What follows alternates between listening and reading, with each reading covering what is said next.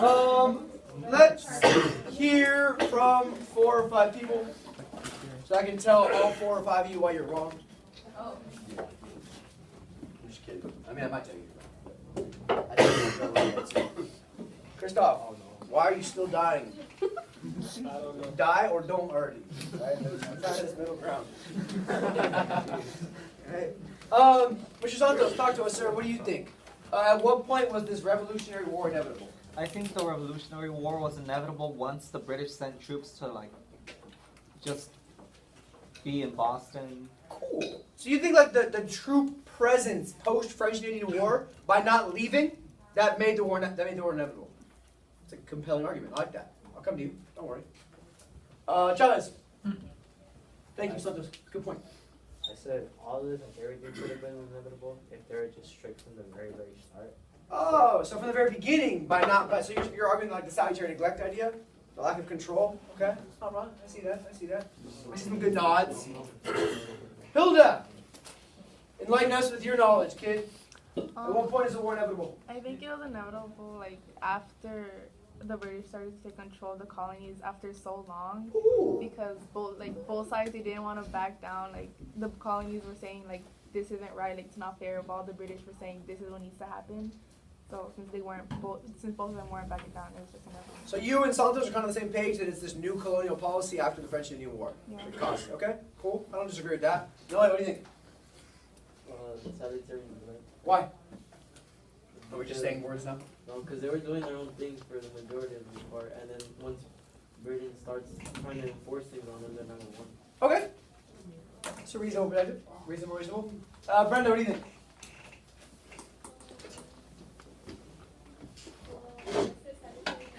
Okay. So by neglecting them, the British actually made the war inevitable. All right. It's compelling. Brett, what do you think? I put around the time of the Lexington massacre or the Boston massacre. Oh, yeah. Just because up until that point, the colonies were still focused on being loyal to Britain and being under them. They were still like all part, how do I say it? They still wanted to be a part of Britain, and they were proud to be British. But then after the Boston massacre and the Lexington massacre, that's when the war actually started. Okay. So up to the point where people are dying, you think there's still a chance to reconcile. Cool. So I'm gonna look at this right now to start with today, before we can get into taking notes from 2 different perspectives. All right, like there's the easy, like superficial history that we have the benefit of looking back on, right? What year is it? 2018. So we can look back on this conversation on when it's inevitable because we have the benefit of hindsight. We know that it ends. Right? We know that eventually there's going to be a Revolutionary War. The United States is going to be created out of the colonies. Like we have the benefit of knowing that at some point it does happen. That's an unfair advantage that we have. Like the weird thing about studying history is the conversation is twofold, right? We know how it ends. We know where it goes. We know what happens next. But the people that are living it have no idea. The people that are living it have no idea that at some point from Jamestown forward there's going to be a Revolutionary War. The people that are involved in the Boston Massacre have no idea that at some point this is going to end in blank. The people that are involved in history have no idea. So we have like two lenses to look at this through. Right? Like the broader historical lens, because we know where we're going, we know what the end game is. And then the more like on the ground level, it's people that are living this existence that have no idea where it's going. People that are writing declarations of independence that don't know if they're going to be looked at in history as heroes or villains. People that are fighting a war that don't know if they're going to be looked at in history as winners or losers. So this question of when was it inevitable, in general, I'm asking you a very faulty historical question. Because nothing in history is inevitable until it happens. But nothing in life is guaranteed until it takes place. We're like, yeah, in theory, what happens after third period? We go to lunch, yes? All right. What if an asteroid hits? we don't go to lunch. No, chances are we don't go to lunch, right? What if? So the point is like, when we're looking at it backwards, it's easy to make an assumption on, oh, because this happened, that's why everything else happened. That's easy, because we know how it ends. But if we look at it from the ground level, these people don't know what's going to happen, right? This is my new quote of the week from Benjamin Franklin. And it says, we must all hang together, or assuredly we shall all hang separately. Yeah. Will and shall means exactly the same thing. That's one of your words for the day. So now you have two left. What does this quote mean? Kevin, what do you think? We have to hang together, or assuredly, positively, we're going to hang separately. They have to be united in their movement. Or It's just gonna fail. Or they're going to die. Literally. They're going to be hung. Like from the gallows, put to death, traitors to the crown, dead. So again, like this inevitability is a fun conversation, but it's faulty study of history because nothing is inevitable, nothing is guaranteed, nothing is going to happen until it happens.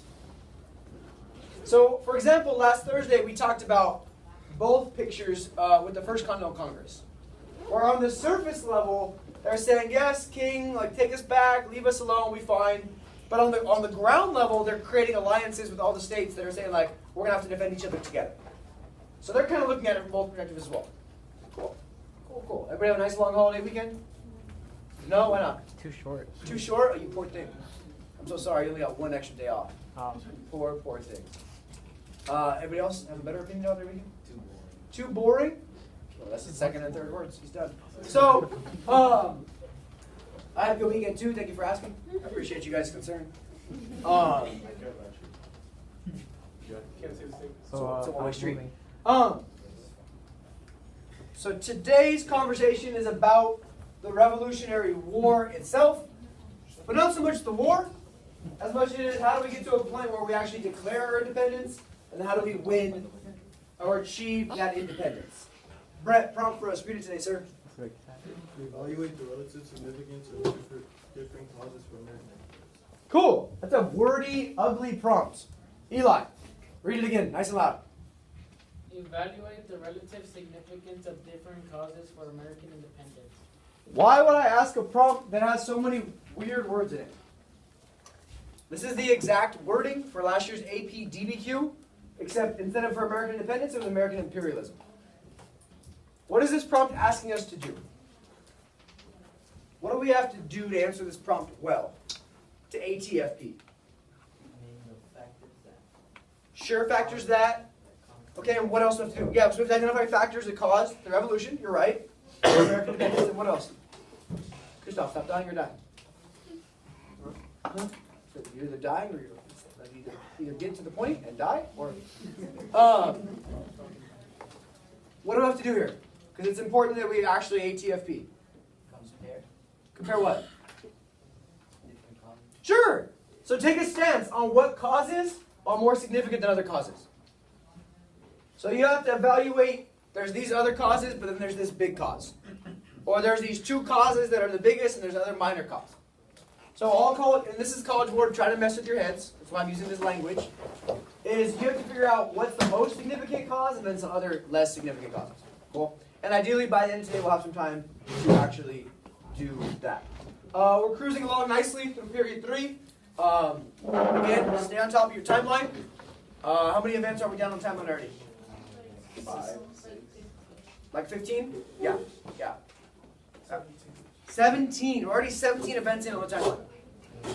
Badass. Should probably start that, yeah. That's a 3-day weekend to 4. You'll get chapter 9 today. You'll get 9 today, but you're only reading half of 9.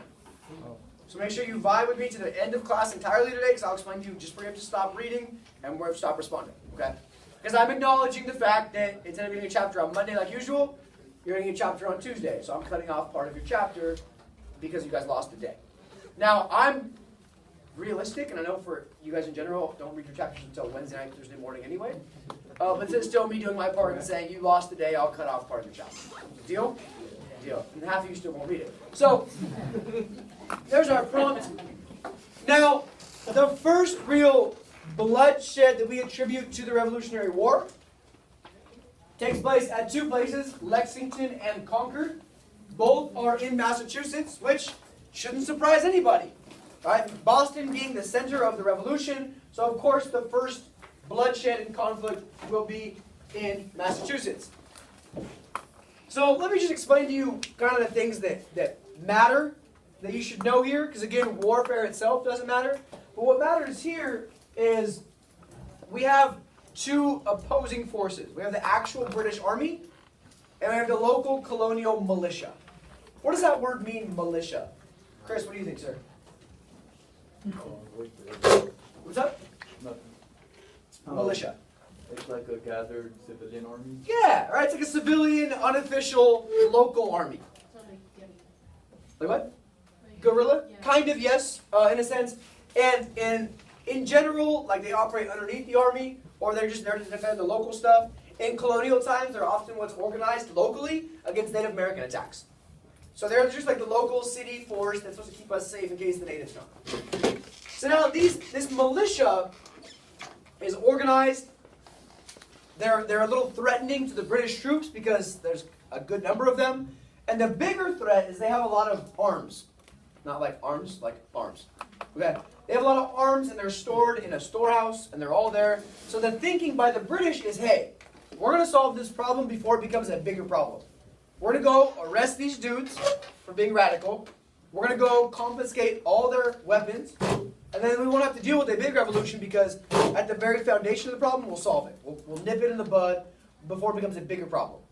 So unlike teenagers who like to ignore their problems until they get really big, the British are trying to solve a small problem before it grows into a bigger situation. Is that clear? So the goal is, of course, is to arrest these leaders and take the guns away. You guys have all heard of Paul Revere. Yeah. Yes. What does Paul Revere say? The British are coming. Fun fact. Fun fact. They're all British. Yeah. Right. Paul Revere is British. The British Army is British. The militia is British. The Colonial Assembly is everybody's British. Right. It's just a fun little fact of history. I'm more upset if I'm looking back, like, who the hell is William Dawes? Yeah, that's the second guy. Right? I told you on Thursday I would talk about him. William Dawes plays just as big of a role as Paul Revere in the process. Nobody knows who the hell William Dawes is. That's messed up. That's messed up. Right? How many important people are in history that we don't know about because somebody else took all the glory? Right? It's like Montes. He takes all my good ideas and gets the glory from it. You guys know my class go, oh, that's what Montes does. No. No. False. Not the way it works. So, these two, but what these two demonstrate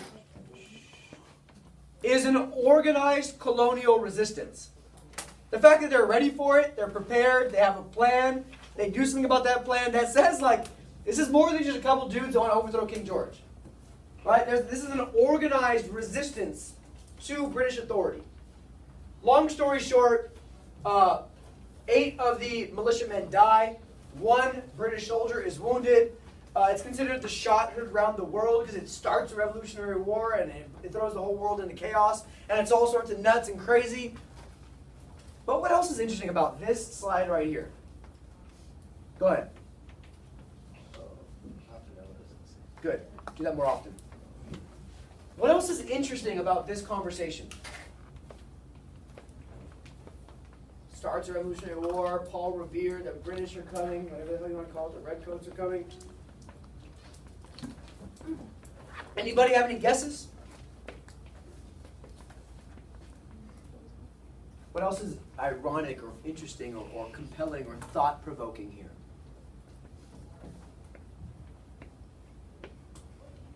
This is 15 months before we declare independence. So my question about inevitability, yes, sir. Britain knew that the war or that the colonies were going to seek independence, so they just tried to suppress it before. Sure. It escalated. Sure, but like you were pointing out the fact that like shots are fired, and it still takes us 15 more months to declare independence. So we, with the benefit of hindsight, can look back in history and say, yeah, it's all over there.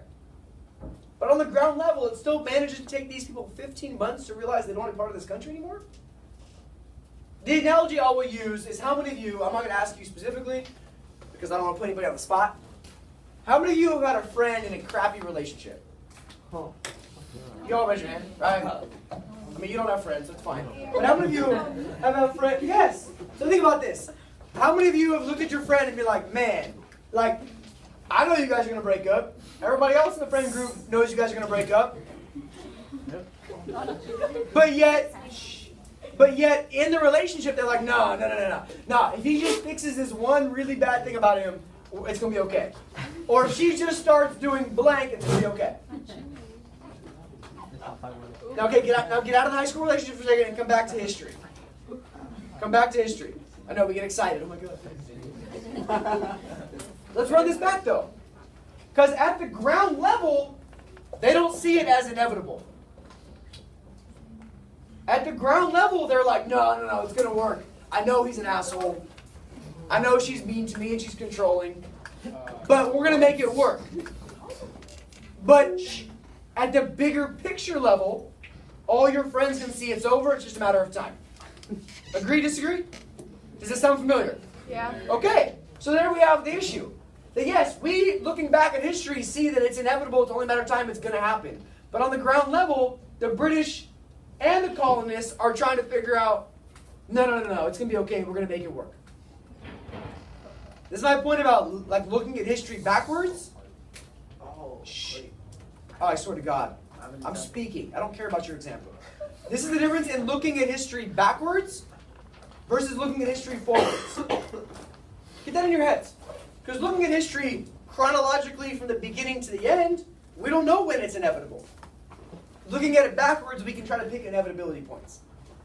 And I think that helps us get our minds in at what these people are going through and why the decision is big and why it's a struggle. Because they don't know how it's going to end or where it's going to end or when it's going to end or how it's going to end. Now please, give us your example. Alright, so it's like, I was thinking about it like a sports team and like the fans. Uh-huh. So like, if the team is like doing bad constantly like for years, Uh-huh. eventually like some of the fans are gonna like turn away from another team. Uh-huh. Just like that. It's like that? Yeah. Cool. So, That's a good example. no, it's not. So, Lexington and Concord is going to start a series of events, almost like a domino of events. But it really is the first skirmish, first conflict, first example of armed conflict between both sides.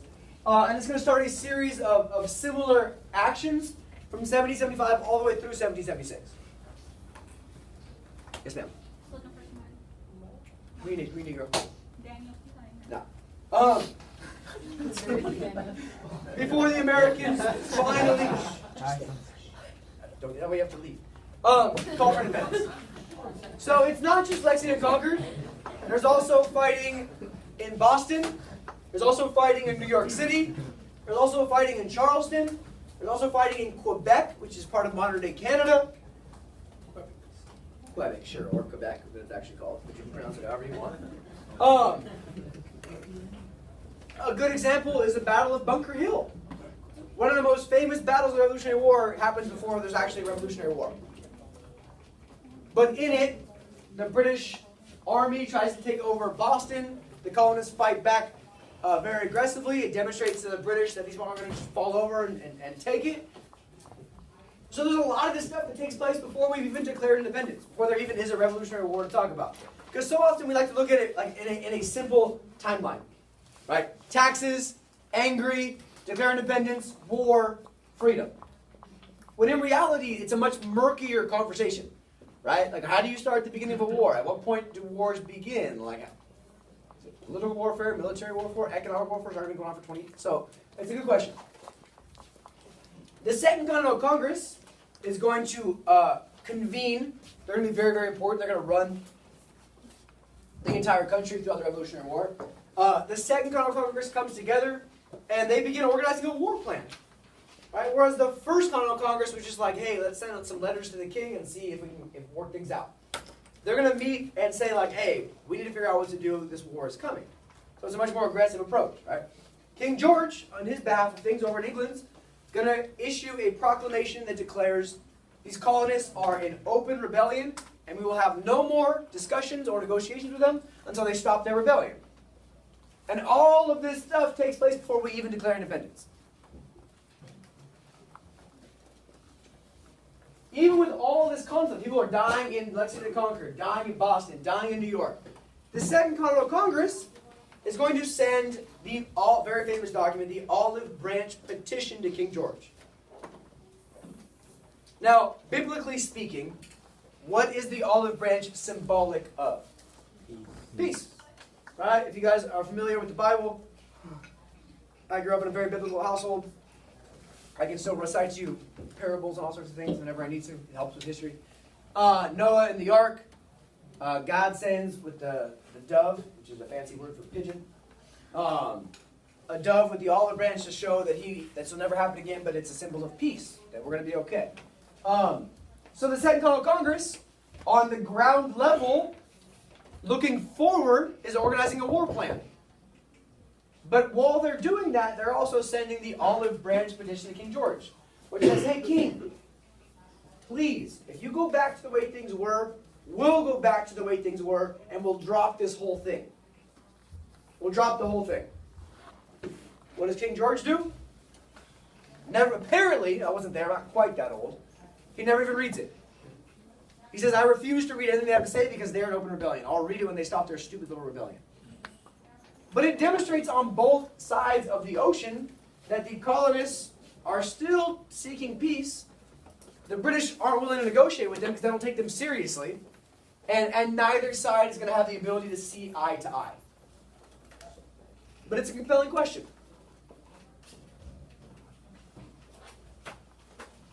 In late 1775, early 1776, again, before we've even declared independence, the Spanish and the French are secretly sending supplies to support the colonists. This is my point. Everybody sees the writing on the wall. We all see where this relationship is going, but both sides on the ground level refuse to accept it. The Spanish see it like their relationship. The Spanish are farther away. They're like, oh yeah, these guys are going to break up. Give it a day or two. The French see it. Oh yeah, that's a bad relationship. They're going to break up. But meanwhile, the colonists are sending the Olive Branch Petition. The king is saying, stop the rebellion. You guys are nothing to me. So it's a compelling question, though.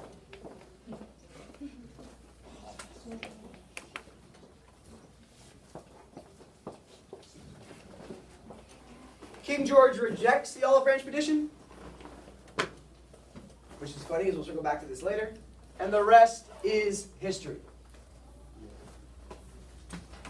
So the Second Continental Congress is going to be this group of colonial leaders that's going to really run things for the entirety of the war and kind of after. Unlike the first, all 13 colonies send representatives. They begin meeting in May of 1775. I think this demonstrates a level of colonial unity we have not yet seen. We talked about this colonial unity. Albany Plan, right? 4 or 5 colonies. Right? Stamp Act Congress, 8 colonies. First Continental Congress, 12 colonies. Second Continental Congress, 13 colonies. So those of you who were here Thursday afternoon, we kind of walked you through this growth of colonial unity and how each time they need to unite, they unite more strongly. There's a whole, it was right here. I can remember. I erased it this morning. It went from like right here all the way over here. But even within this colonial unity, we see the Olive Branch Petition. That's a colonial action. The king's reaction, proclamation of rebellion. You guys are in open rebellion. I will not negotiate with you until you stop your rebellion. The Prohibitory Act, passed in 1775 by the king, which prohibits the colonists from uniting and using their colonial assemblies. The Continental Army is formed. That's a big step. We're going to form our own army to fight these guys. And they're going to name George Washington to lead that army. Now, why would they pick George Washington? Leadership, sure. What else? Military experience. He fought the French and Indian War. Yeah, he fought in the French and Indian War. You know why they actually picked him? All those reasons are true. He was cute. No. He shows up, to the Second Continental Congress in his full military uniform. Everyone else is dressed in their regular clothes, and this fool's in a full, like, military uniform. Like, who are we going to pick to lead the army? I don't know, maybe that idiot in the costume. Looks like he wants to lead an army because he's dressed in the costume the whole time. So, it's obviously a job that George Washington wants, but he won't ask for, because it's seen as beneath your status in society to ask for a position. But he's like, if I show up in my outfit, who's going to say no? Right? Super fresh. But what's important here, I'm going to stress this right now because it's going to be a really big thing Thursday and Monday of next week, is the Second Continental Congress tells each state, hey, Virginia, hey, Maryland, hey, Delaware, hey, South Carolina, hey, Massachusetts, hey, New York, write your own state constitution. How do you want to run your state? So we see at the outset of the Revolutionary War, each state really figure out for themselves what they're going to do, how they're going to run things. I mention this because after the war is over, each state is going to kind of go back to doing things their own way. We're going to have a really loose government in place that has very little enforcement power, and each state's going to go to revert back to how they want to run things in their own state. Very, very little national unity after the war. We'll get there. We see a variety of states. We're going to read Virginia's in a second because it's the best one, in my opinion. Issue their own declarations of rights, which look kind of like declarations of independence, which say like, hey, this is what we believe as a state. Which shows that while there is colonial unity, each state still is really looking at things through their own spectrum, their own lens. Virginia's looking at this from Virginia's perspective. Massachusetts is looking at things from Massachusetts' perspective. All right? Eventually, we'll have a very vigorous debate about whether or not to declare independence and how to do so, which will end, of course, in July 4th, 1776, when the Declaration of Independence is signed, sealed, and delivered, which causes Ben Franklin to say, all right, we're going to hang this together, or we're all going to hang separately. Because at that point, they're committing treason. At that point, they are traitors to King George and the British government. By signing that document, they say, like, yeah, if things go badly, we're probably going to die. What's your question? Like, John Adams, like, I remember something from Moses' class. Cool. Does it have to do, like, does it have to do something with feudalism? No. No? So, I think it's on that. it might be somebody else in entire history other than John Adams. Yes, there's a good possibility. This is the name council. Cool, I'm glad.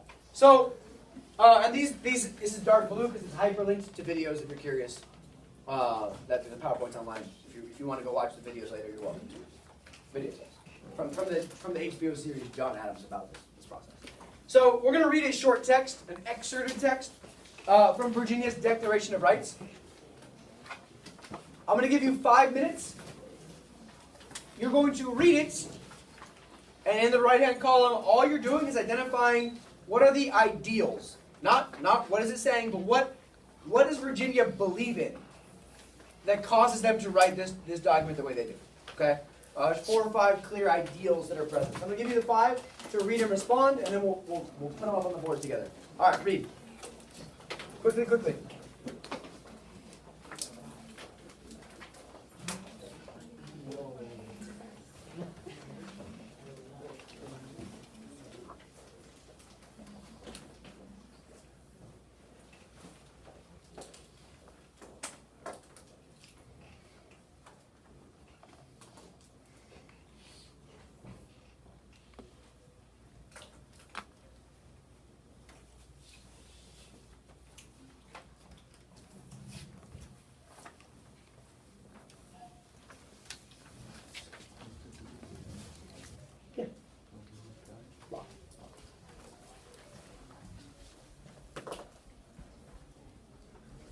What is Virginia trying to live up to? What do they believe in as a state, as a society?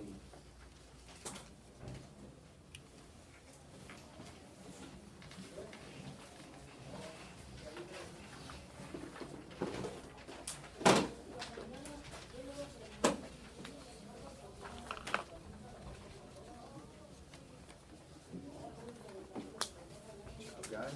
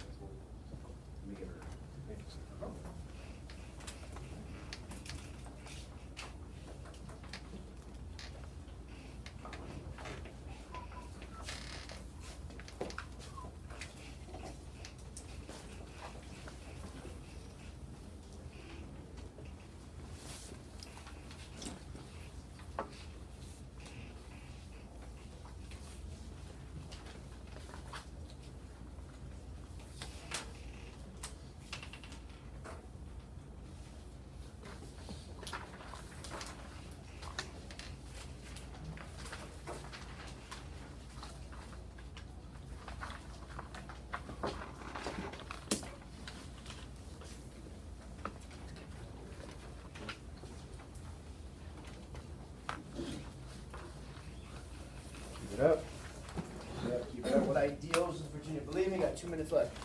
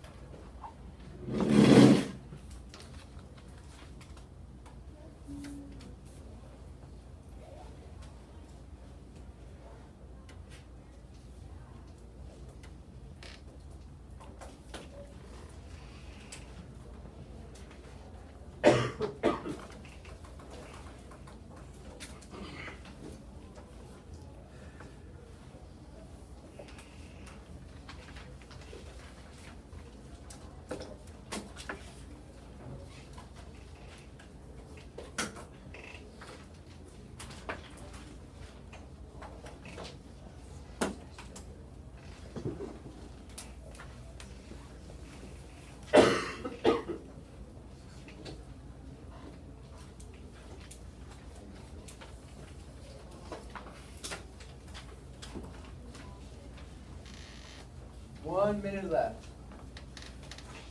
Everybody needs to have the ideals listed in the column. What does Virginia believe? What are they all about? Good job, Kat. Thank you. Good job, Reed. Thank you. Good job, Jahira. Thank you. Good job, Henry. Good job, Chris. Good job, Slains. Like it. Good job, Daniel. You know you're in hiding.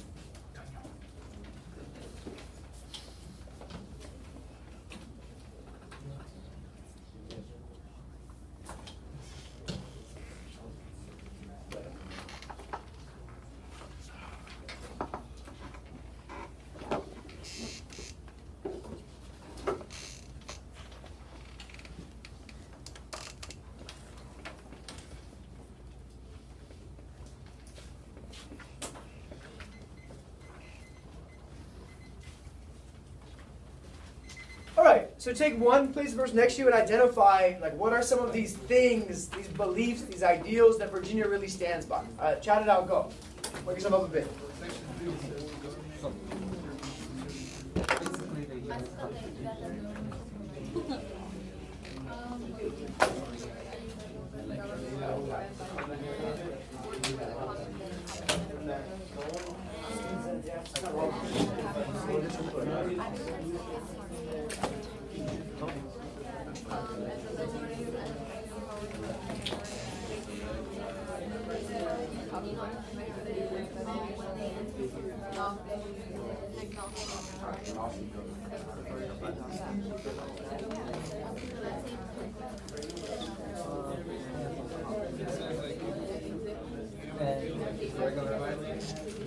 Actually, it's basically just a calculating like military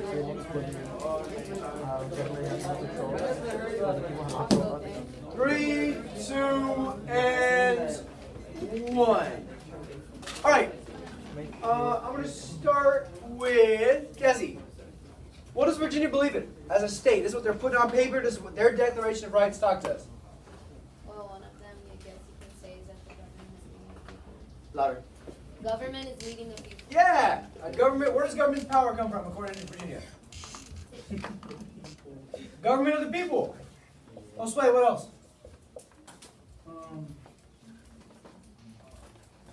Every man is equal. Yeah, equality under the law. It mentions no hereditary privilege, nobody's special, we're all the same. Slaney, what else?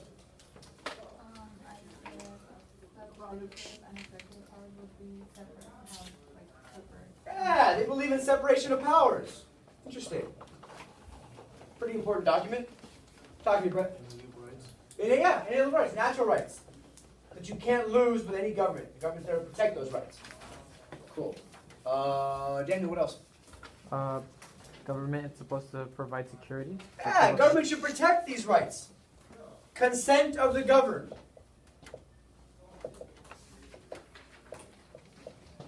Good. Yeah, so where do all these, Chris, where do all these ideas come from? Where do all these ideas have in common? What do all these ideas have in common? they're all like democratic in their base. Okay, kind of. It's for the good of the people.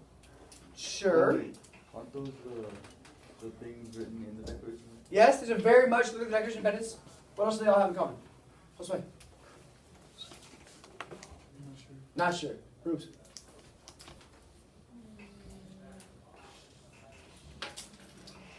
You guys are overthinking it. They're all Enlightenment ideas. These are all ideas that I know. I know. I heard him say it too. These are all ideas that stem directly from Enlightenment philosophy, right?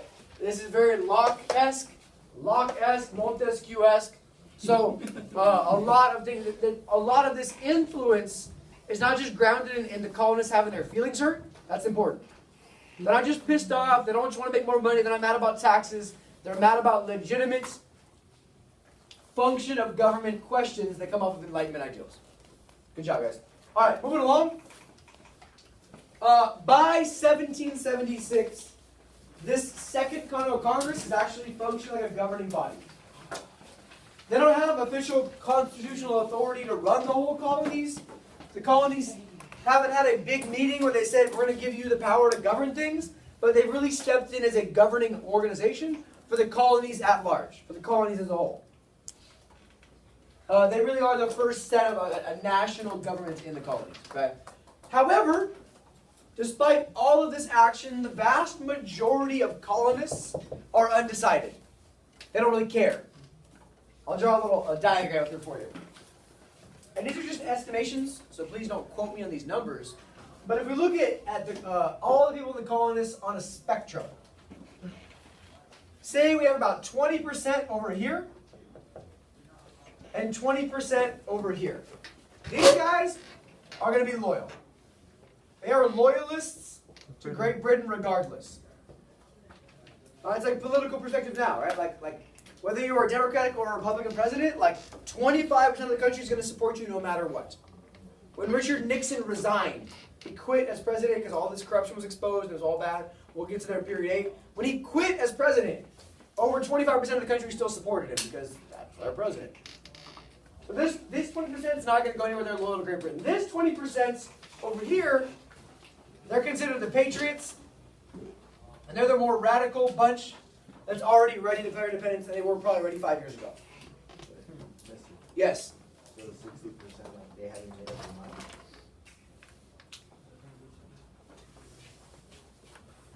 I literally just said, and it's in bullet point 2, the majority of colonists were undecided about independence. You want me to do one of those, like when the ball goes to the thing? We read along as I... You can't toss it anymore. So this 60% in the middle is kind of like, yeah, independence sounds cool, but you know what else sounds cool? Not having independence. You know what sounds cool? Being free. You know what else sounds cool? Not fighting a war about it. You know what sounds cool? Trading with other countries. You know what else sounds cool? Trading with Britain. They're just, and this is the population that either needs to be swayed this way or that way in order for these revolutionary feelings to actually take into effect. This is my point about looking back. It's like, yeah, everybody's for the war, against the war. Revolutionary patriots versus the loyalists. That's looking backwards. But looking forwards, you need to figure out what series of events took place that managed to put people into different camps, into different groups in this conversation. One of the big deciding factors to get more than 20% on this patriotic side is common sense. Now, I'd argue common sense is one of the 5 to 7 most important pieces of literature ever published in America. Common sense is hugely important. It's written by Thomas Paine, the original T-Paine. It's written by Thomas Paine, and it's written, a couple things before we even read any of it, from a very commonsensical standpoint. I told you 100 times, everything in early American history has got really accurate names. Thomas Paine's going to sit down and be like, I'm going to write all these really good common sense reasons we should be independent. I'm going to title my book Common Sense. So nobody's confused about what this book is about. But what Paine is going to do is he's going to give us an argument for everybody. He's going to give us, if you're more the economic type of thinker, you like to think things through from a dollars and cents standpoint.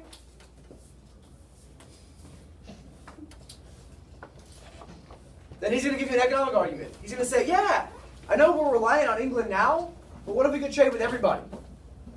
If you're more of a political thinker, he's going to say, we don't have consent of the governed. Who are they to govern us? They're really far away. If you're more of a logical thinker, he's going to say, hey, England's 40,000 miles away. How are they going to govern us? If you're more of a scientific thinker, he's going to say, everywhere in the solar system, the satellite goes around the bigger thing. We're the bigger thing. Why are we rotating around Great Britain? So he's going to make all these arguments so that no matter what kind of a thinker you are, whatever really strikes at the way you think about things, there's an argument in that book that will make sense to you as a colorist. That's point one. Point two, he's going to write it using everyday language. So whether you are rich, middle class, or poor, he's going to use language that you can understand. Because what's the point in publishing a revolutionary text if only the rich people can read it? How do you start a revolution if only 10% of society can understand what you're saying? How do you enact change if you only appeal to a small chunk of society? So what's unique about Paine's common sense is he uses such everyday language that whether you are super educated in Massachusetts, or you're half educated in New York, or you're barely educated in South Carolina, he's going to write it in language that you can access, that you can understand.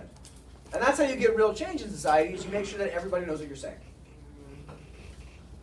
The first thing he's going to do is challenge this infallibility, this undefeated belief in the crown, that oh, the king is the king and we need to respect it. He said, no, we don't need that. We left there on purpose. We left there to do our own thing on purpose. And he's going to work to persuade everyday, ordinary people that breaking up with England was in their best interest. It's a really good piece. Now, it's long. I've read the whole thing a couple times because it's a good read. It's a good text. Anything that I assign you guys, I've read the whole thing 100 times. That way I can pick a shorter excerpt instead of just saying, here, read the whole thing because I said so. So I'm going to have you just read 3 big chunks, 3 big arguments. They're here and they're also in your text. All I need you to do for each big chunk is identify for me what is the argument he's using in favor of independence or just anti-Great Britain in general. All right? I'm going to give you 6 to read it and read it carefully because I think it's a fabulous text that needs reading. And you're identifying that column as many as possible. Arguments against Great Britain or pro-independence. 6 minutes. Go.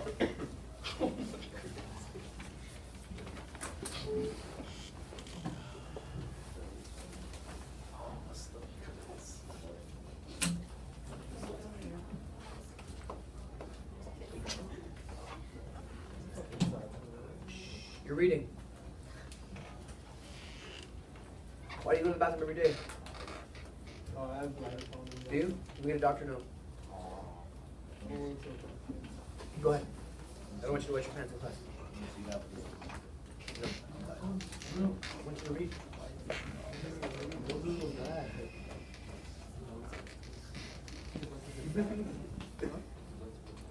How about instead of worrying about where Christoph walks, you read your text?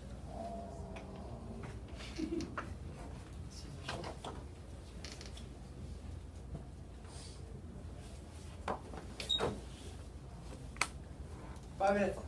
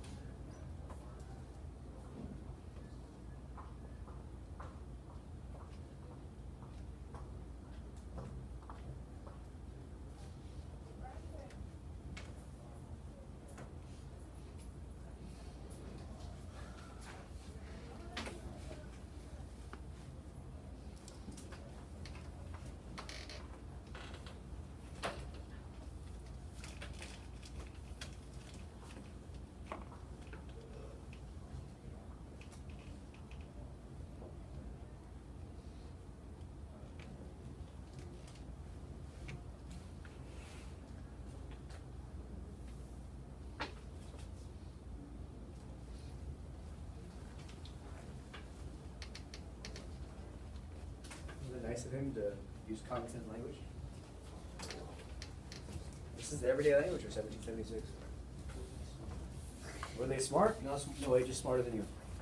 It's just how language changes, man. They would hear us and have no idea what the hell we were talking about.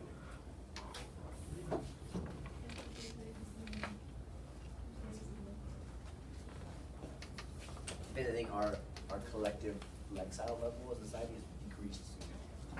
Things like that is.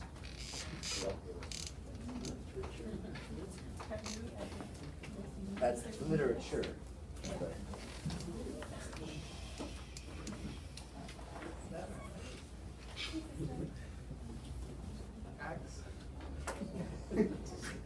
Read.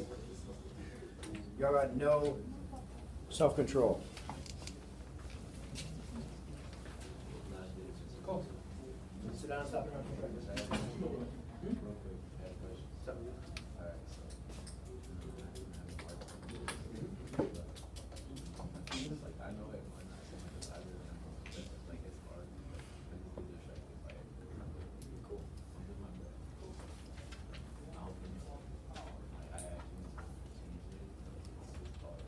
We talk about it a lot.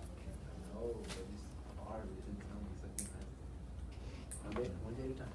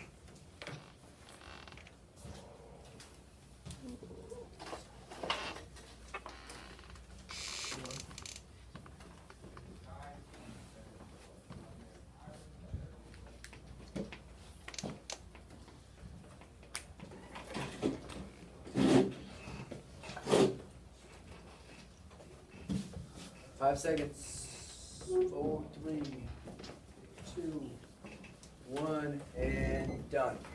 Good job. So take a solid 2, please. There's a lot to digest here. Talk to the person next to you. What are some of Paine's, in your opinion, his most compelling arguments? What arguments does he list that speak the most to you in terms of why the colonies should break up with Great Britain? 2 minutes. Chat it out. Go.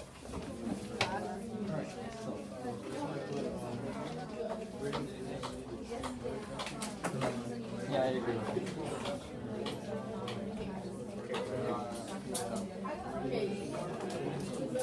Look.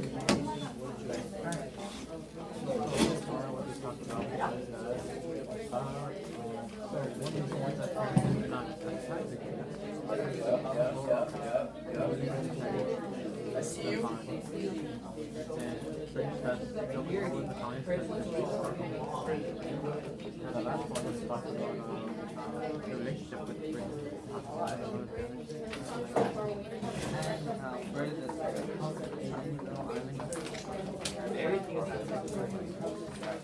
Awesome.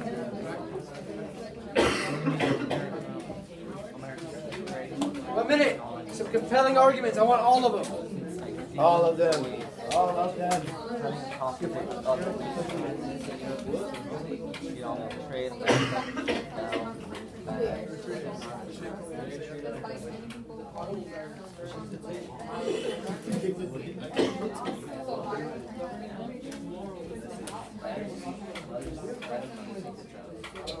keep us here to oppress us.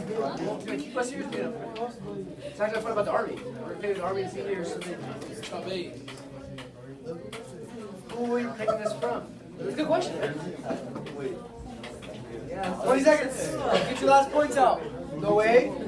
Are you sleeping today? No way.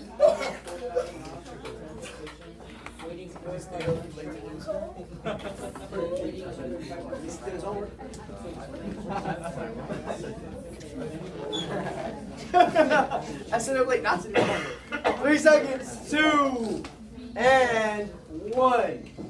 First of all, I heard some fantastic conversation. So props to like 80% of you willing to engage in the process. Let me hear first from Revere. Talk to us. What was a compelling argument in here for you and Slade in your conversation? Please. So we both pointed out the first. Oh shoot, wrong page. We both pointed out the first part where it's like where it's talking about how Great Britain is constantly like I guess causing war, causing trouble for the colonies. And I highlighted this point where it says even brutes do not devour the young, nor savages make war upon their families. And I highlighted that for the fact that they're kind of comparing Great Britain as something really bad, and they're like, no, bro. No, bro. In a sense? They're like, it's like you're causing so much trouble for us. This is just not okay. Because not even savage people do this. So what he's trying to say here, absolutely, is like he's already looking at the opposition's argument and saying like, the opposition's going to say like, oh, it's our mother country, we shouldn't leave. And he's saying, if it's our mother country, then shame on them for treating us this way. Because not even in nature do savages make war on their families or brutes devour their young. So even in nature, you don't see like bears eating bear children. So if this is our mother country, as is pointed out, then why are they here making war on us? The last point's valid too. We left the tent, not because a mother was being tender, but we left the cruelty as it was. And the same tyranny which drove us here is still pursuing its descendants. That's a good point. Thank you. Well done. Savages. Eating their young. Digging. Cortez, what argument was compelling to you, sir? I thought like the first one of like it kind of listed out the push-pull factor. Like, I did. Keep going. How he like said not only was in the last one there's war, but in the beginning he says like there was lack of diversity, there was lack of like people, there was lack of tolerance, and that's the reason we left. So why would we like remain committed to somebody who basically we'd abandoned? We left in the first place for some reasons. Those reasons still exist. So why would we come back to this now? Chavez, thank you for the hand. I appreciate it. Talk to me good. In the back, it talks about how whenever England gets in a war, that the trade of America goes to ruin because of intellectual freedom. Yes. Is this true? Yeah. Yeah. What war gives us the evidence of this talking point? The French Indian War. Like he says, England has all these kingdoms. They're never going to be long at peace. Europe's always going to have problems. And if we stay attached to the hip to England, whenever they go into some problems, guess what? It's our problem now too. And that's going to disrupt our trade. It's going to disrupt our peace, our happiness. It's time to leave. Eli, what argument was compelling to you, sir? It was like the first paragraph where it says this new world have been the asylum for the persecuted lovers of civil and religious liberty from every part of Europe. So, Why? Because I was telling Hector that like colonists who left Europe left to like gain or separate themselves from British problems, and then they don't want to be included in that. So they're seeing Britain not only as a place of problems, but a place of limitation where people couldn't be available to religious freedom. Hey, well done, sir. Thank you. Yeah, that we left the problems. Why do we want to stay there and hang out with these same problems? Why do we want to bring those problems here? Johnny, what was a compelling argument here to you, sir? Because there's still a couple of things that have not been uprooted yet. I like the part when he was talking about the size. Yeah, why? About how he compares about the solar system, stuff like that. About how Britain is small and America's big, and they're being controlled by a small piece. Yeah. Yeah. It's not just the size, it's also the distance. Right? Yeah, it's a small country, Kentucky, a big country, but I like this part right here. We can't be managed by a power so distant from us and so ignorant of us. They don't know what we're dealing with. They don't know how we do things. How are they going to manage us? For if they cannot conquer us, they cannot govern us. Deep, it goes further. To be always running 3,000 or 4,000 miles with a tail petition waiting 4 to 5 months for an answer, which, when we get our answer, it requires 5 or 6 more months to explain, will be in a few years looked upon as folly and childishness. There was a time when it was proper, and now is the time for it to cease. So he hits economic reasons, political reasons, social reasons, logical reasons, scientific reasons. It's a pretty good argument. So what common sense does, though, is even if it's just 10%, now we're looking at some of this 60 coming this direction. I'm going to say something really important. It's going to be true all year. Of course, wars are won and lost on the battlefield, but war is much more so won and lost through public support. You cannot win any war. If it's a military war, if it's a social war, like the Civil Rights Movement, for example, you cannot win any war without public support. So is that why we lost Vietnam? That's 100,000% why we lost the Vietnam War. The American Revolutionary War is the Vietnam War in reverse. In the American Revolutionary War, we are the Vietnamese. We'll get there. Good question. So the moral of the story is if you can't win a war without public support, then that 10% matters. Because that's now 10% more people that support your cause. Now, Common Sense is the first big blockbuster best-selling book in America. It sells tens of thousands of copies. It gets sold for very cheap because, again, Paine is more worried about the message than the profit. Yeah, Paine dies broke, despite being America's first best-selling author, because he doesn't make a lot of money off Common Sense because it's about the message, not the profit. By 1776, colonial opinions have changed. The colonists are obviously much more supportive of revolution. This is an example of King George's statue being torn down and toppled. There's King George on a horse. Best part about this statue, this picture, is this statue is later melted down, turned into bullets, and used to fight the actual war. Wow. So they're using King George to fight King George. Again, some of the fun parts of history. But this demonstrates a changing in public opinion that was not present prior. I don't know why the rest of the words aren't showing up.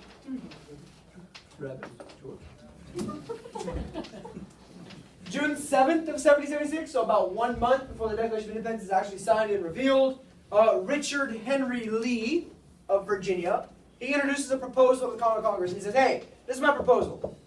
These united colonies, new word, these united colonies are, so you see we already are, and we have the right to be free and independent states.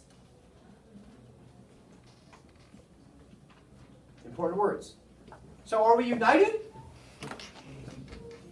Or are they independent states? Is it United States of America or is it Virginia, Massachusetts, Rhode Island? He says both. So we'll get there. They debate for several days. Congress creates a committee. This committee's tasked with one job. Create a Declaration of Independence. But at this point, has the war already begun? I don't know. It's been begun, right, Josue? At this point, are we already at war? According to King George, are we at war? Yeah. Yeah. According to colonial public opinion, are we at war? Yeah. So, the committee is formed. A couple of really important dudes. Thomas Jefferson, kind of important. Ben Franklin, we've talked about him 40 times already, kind of important. John Adams, pretty important, according to little Luis here. He deals with imperialism of some sort. Robert Livingston and Roger Sherman are on the committee to draft it. Thomas Jefferson, who's the youngest of all of them, is given the job of heading the committee, of being the chief author. and the other dudes are there to support and edit his work. We're going to see some early political beef between Adams and Jefferson because Adams is very generous with the editing pin. Takes out some of the lines that Jefferson's most fond of. Jefferson gets mad. He thinks Adams is personal. They later run for president against each other. One accuses the other of being a pimp for European whores. The other accuses the other of being married to a hermaphrodite. So, American politics. Regardless, the Declaration is written with Jefferson as the chief author. It's going to use laws of nature, again, going off that Payne approach of using logic and science. It's going to argue that people have the right to revolution, and these rights are obvious. They're self-evident. They're clear. They're in the open. Everybody's equal. We all have rights, and the king is taking away those rights. So therefore, not only do we have a right to revolution, we have an obligation to revolt. The government is not doing their duty. They're not doing all of these things, and we are out. We're gone. We're done. It's the world's best breakup letter because it's pretty thorough and explains all the reasons why they are breaking up. Good for you. It's more than some people get. Now, it explains first, this is why it's important, right? Jefferson stays justifying everything. He's jotting it down like nobody's business. It explains all the theoretical background, the Enlightenment foundation for why, and then it lists all the receipts, all of the problems we have with King George. The majority of the Declaration is saying, he did this, screw him for this, he did that, he did this, he did that, he did this then, and then he did this. He took away our right to assembly. He took away our right for freedom of the seas. He took away our right to this. He did this. He did that. He put soldiers in our house without our consent. He.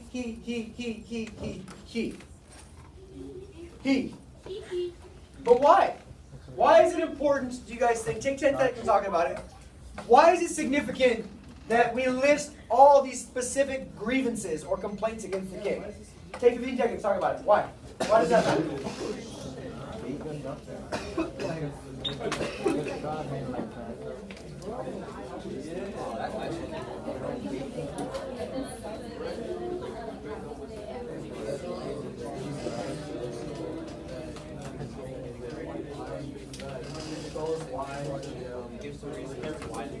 All right.